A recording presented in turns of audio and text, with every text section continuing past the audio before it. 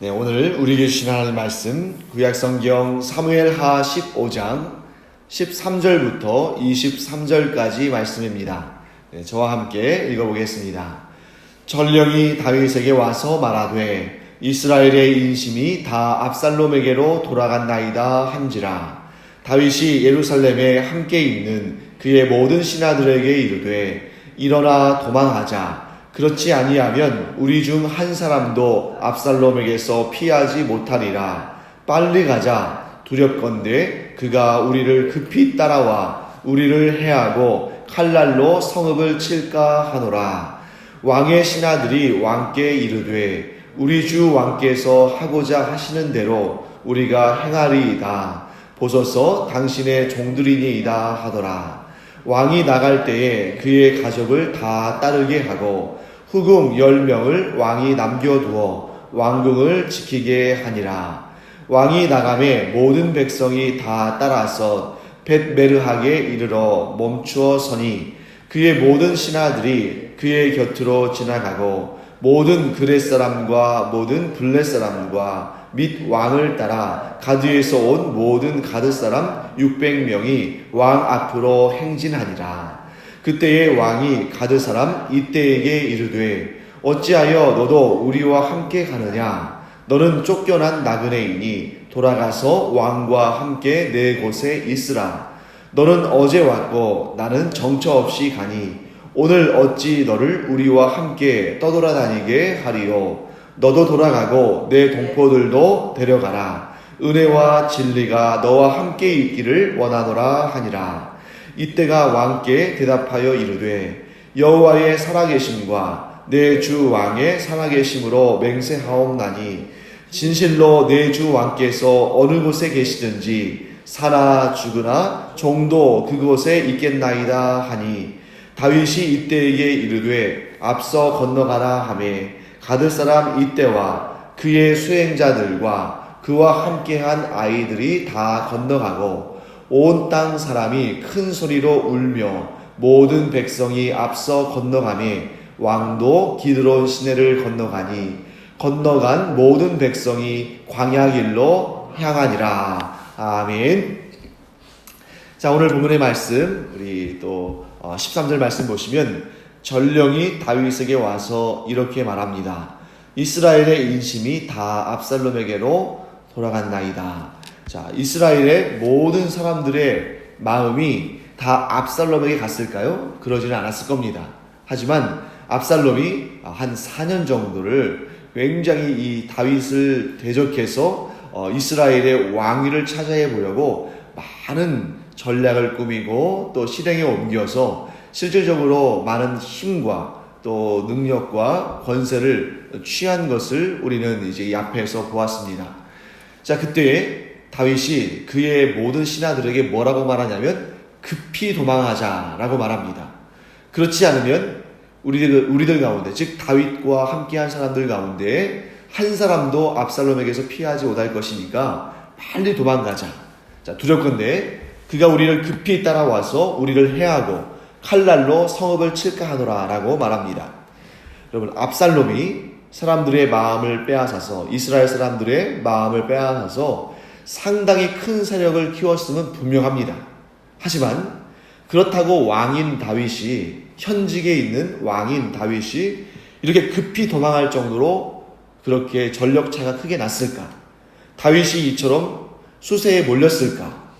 이런 생각을 우리가 한번 해보게 되죠. 자, 지금 현재 이스라엘의 가장 큰 군대는 압살롬에게 있는 것이 아니라 누구에게 있냐면 요압에게 있습니다.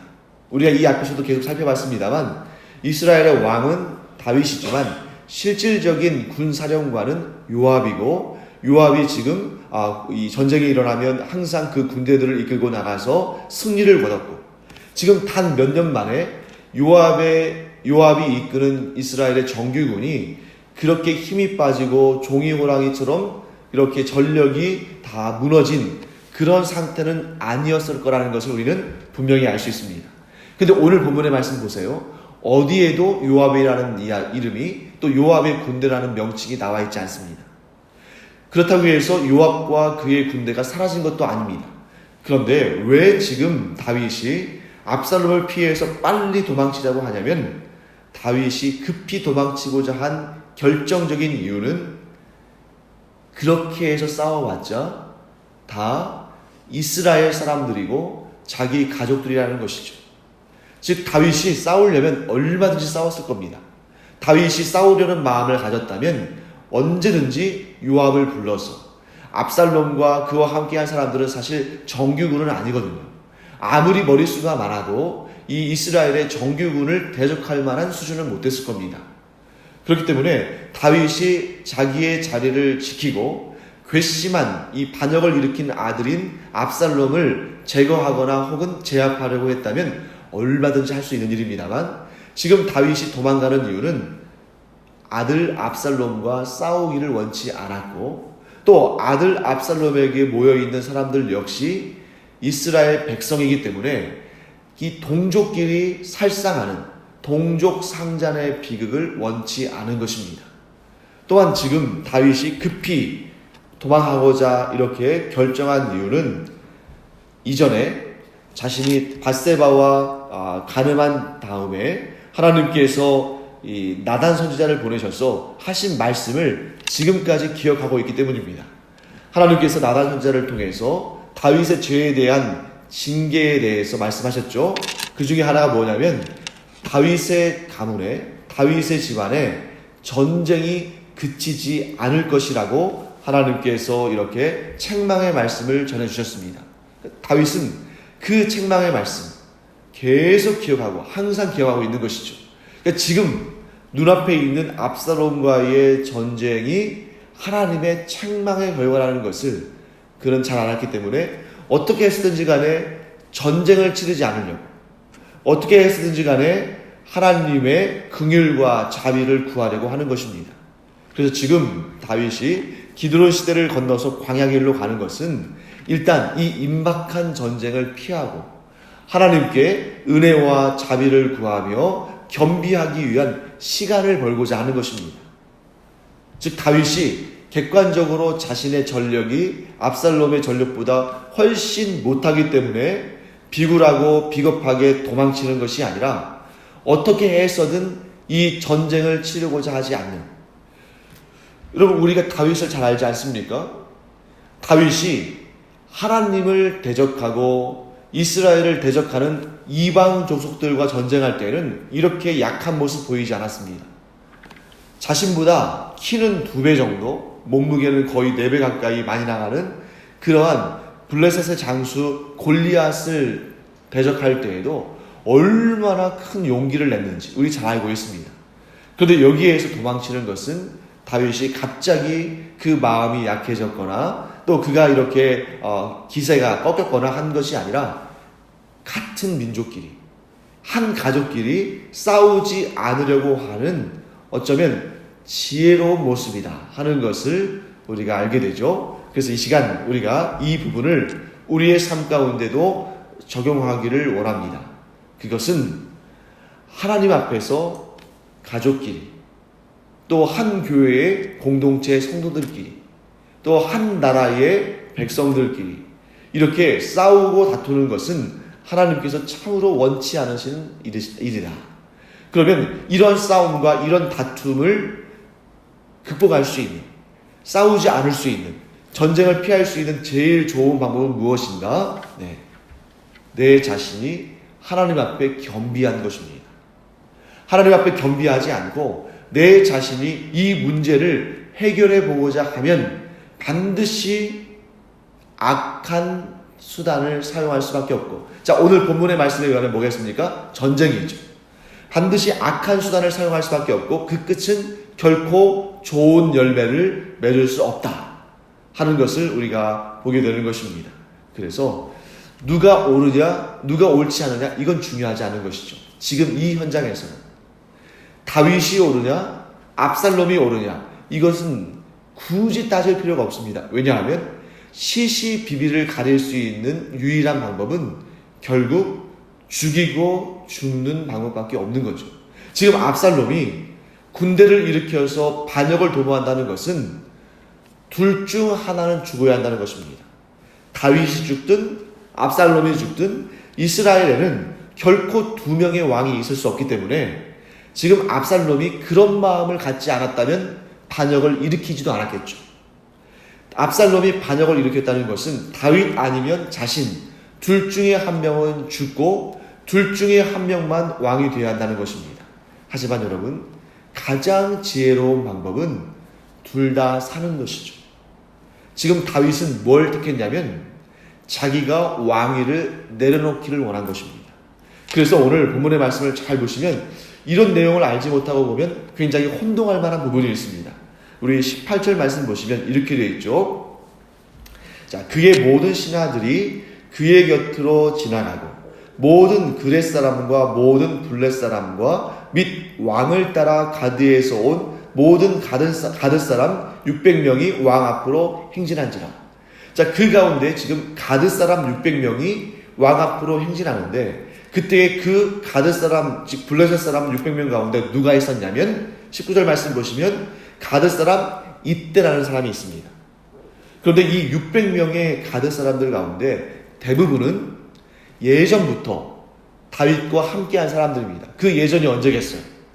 예전에 다윗이 사울 왕을 피해서 도망치면서 시글락이라는 곳에 살았죠. 그 시글락이라는 곳이 이 가드 땅, 블레셋 땅에 있었습니다. 그러니까 그때 그 망명 생활, 블레셋에서의 망명 생활을 끝내고 이스라엘로 돌아올 때 그 다윗의 인품과 그의 신앙에 감동한 사람들이 함께 왔다는 걸 우리가 알 수 있겠죠. 그러니까 대부분의 사람들은 다윗이 이 초창기에 이 블레셋 땅에 망명 생활할 때부터 다윗을 좋아하고 다윗을 존경해서 그와 함께한 사람들입니다.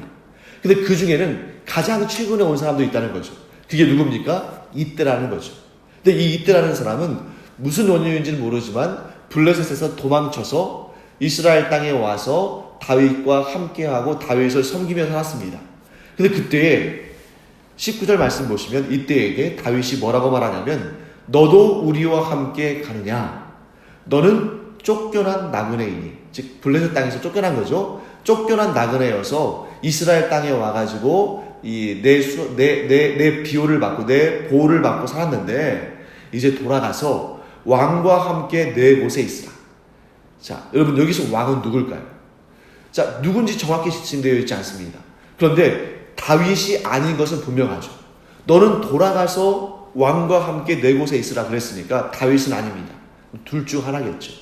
가드 왕이거나 아니면 압살롬이거나. 자, 가드 왕은 아닐 것입니다. 왜냐하면 가드 왕, 그 가드 땅에서 쫓겨나가지고 지금 이스라엘 지경에서 자기의 처소를 얻었죠. 그러니까 네 곳에 이스라엘 있을 때 이 네 곳은 예루살렘입니다.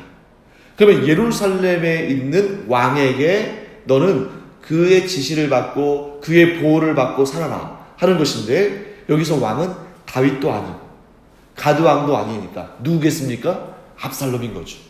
지금 다윗은 그냥 압살롬이 무서워서 잠시 도성을 비우고 이 쿠데타가 제압되고 잠잠해지면 내가 다시 예루살렘으로 돌아가서 왕의 역할을 하겠다.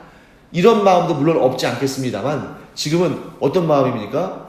내가 동족 간의 전쟁을 하지 않고 내가 가족들끼리 서로 싸우지 않으려면 이 왕위를 내려놓고 차라리 압살롬이 왕이 되는 것이 낫다.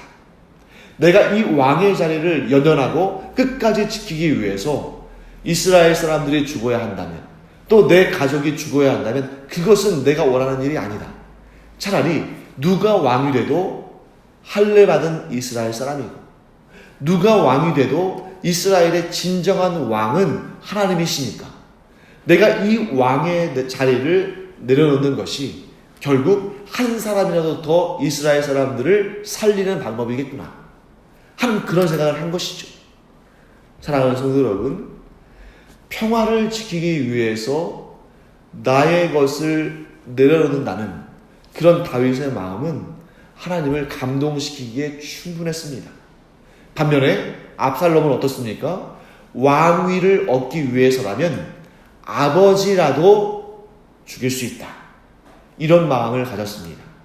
그런데 지금 이 본문의 말씀에 겉으로는 드러나지 않지만 가장 이 역사를 잘 아시고 이 역사를 이끌어가는 분은 바로 하나님이시죠. 지금 현재 하나님께서 선악간에 판단하고 계시는 중입니다. 하나님 앞에 누가 의로웠을까요?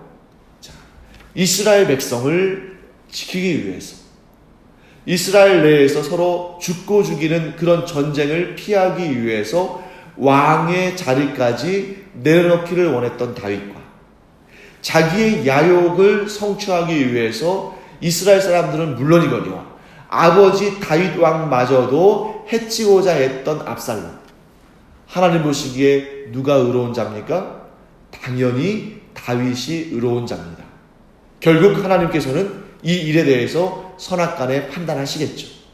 그러면서 하나님은 오늘 이 사건을 통해서, 이 본문을 통해서 어떤 믿음이, 어떤 마음 자세가 하나님 보시기에 선하고 아름다운 것인가 하는 것을 설명하시는데, 정말 그것이 정말 이스라엘 사람들 보기에는 부끄러운 일입니다. 이스라엘 가운데서도 이만한 믿음을 볼 수 없는 믿음을 이때의 입을 통해서 말씀하시고 이방인들을 통해서 말씀하시죠. 여러분 잘 보시면 압살롬에게 속은 사람들이 있습니다. 그 사람들은 다 이스라엘 사람들이었어요. 즉 영적인 판단력이 흐려져서 다윗과 압살롬 사이에서 압살롬을 쫓아간 사람들이 많이 있습니다. 그래서 오늘 본문의 말씀에 13절 말씀 보시면 이런 내용이 나오죠. 전령이 다윗에게 와서 말하되 이스라엘의 인심이 다 압살롬에게로 돌아간다이다.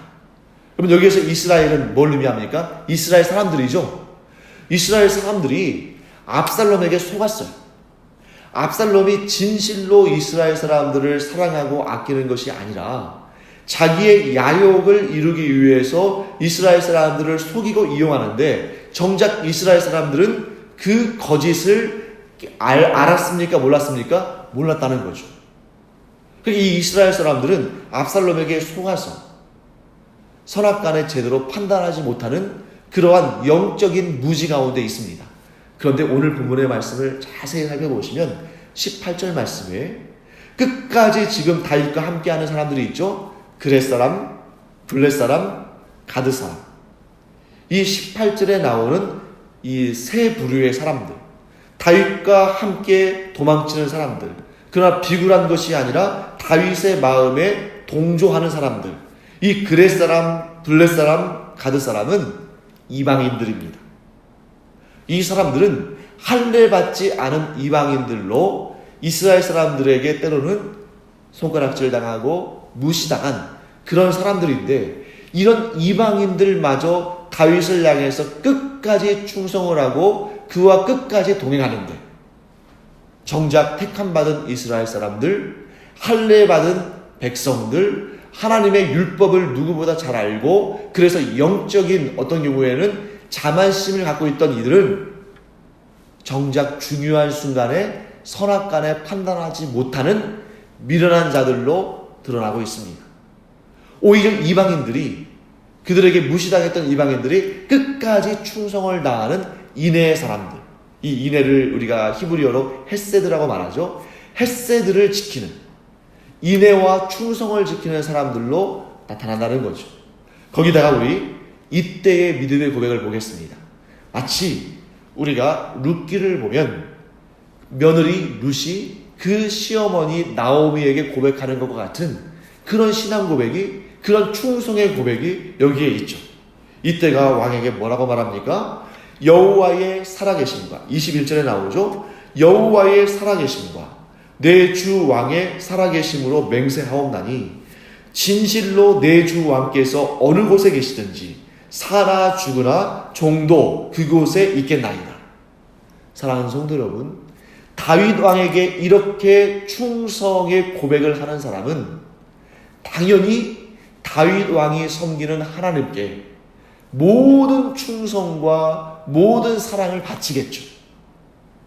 이렇게 상황과 환경에 따라서 이리 흔들리고 저리 흔들리는 그런 믿음이 아니라, 한번 믿기로 작정했으면 생명을 걸고 끝까지 그 믿음을 지키는 헤세드의 신앙, 이런 신앙이야말로 하나님께서 기뻐하시는 믿음인 줄 믿습니다. 그래서 여러분과 제가 이렇게 하나님을 믿기로 작정했다면 끝까지 충성을 다하는, 생명을 다하기까지 섬기고 충성하고 따르는 그런 믿음의 사람들 되기를 간절히 축원합니다.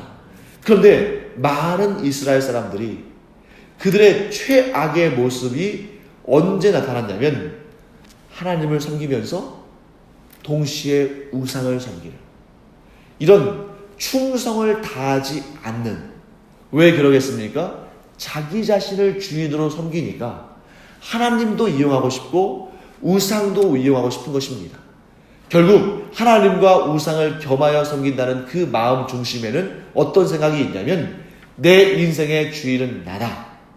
하나님도 내가 섬길 대상이 아니라 하나님도 얼마든지 내가 이용할 수 있는 대상이다.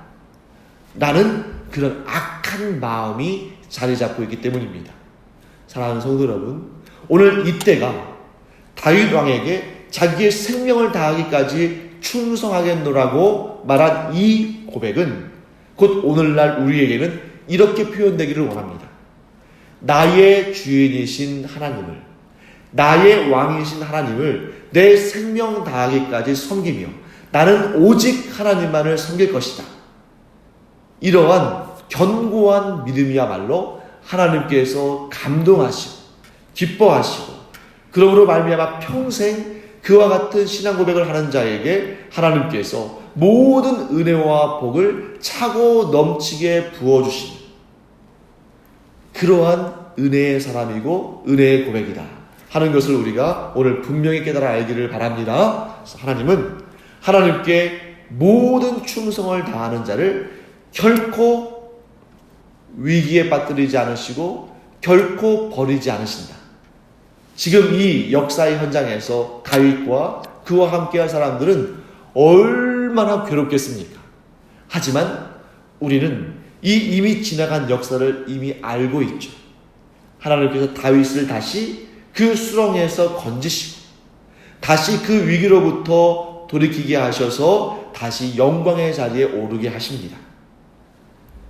반드시 지켜주시는 하나님, 반드시 그 영광을 회복시켜 주시는 하나님 앞에 충성을 다함으로 우리가 하나님의 은혜 가운데 머무는 그런 복이 있기를 간절히 축원합니다. 기도하겠습니다. 하나님, 오늘 다윗이 이 위기의 상황 가운데서도 하나님만을 바라보며 하나님의 은혜만을 구하며 또 이렇게 언젠가 회복시켜 주실 하나님 앞에 겸비한 모습을 봅니다. 뿐만 아니라 다윗과 함께 했던 그 이방인들은 끝까지 믿음을 지키고 다윗과 함께함을 봅니다. 하나님, 저희 안에도 끝까지 충성을 다하는 이 헤세드의 신앙을 갖게 하여 주시옵시고 그로 말미암아 하나님의 기쁘심이 되고 하나님께서 온갖 은혜와 복을 차고 넘치게 부어주시는 하나님의 신실한 사람들이 되게 하여 주시옵소서. 감사드리며 예수님의 이름으로 축복하며 기도합니다. 아멘. 이제는 우리 주 예수 그리스도의 은혜와 하나님 아버지의 무한하신 사랑과 성령의 감동, 감화, 위로, 교통하심이 생명을 다해 오직 하나님을 섬기며 끝까지 그 충성됨을 버리지 않기를 원하는 주님의 사랑하시는 자녀들 위해 이제로부터 영원토록 함께 있을지어다. 아멘. 이 시간 우리 기도할 때에 하나님은 하나님을 향해 충성을 다하는, 생명을 다하기까지 충성을 다하는 자에게 온갖 은혜와 복을 주시는 분이시다 하는 것을 믿고 하나님 앞에 끝까지 믿음을 지키는 우리가 되기를 기도하기 원합니다. 기도하겠습니다.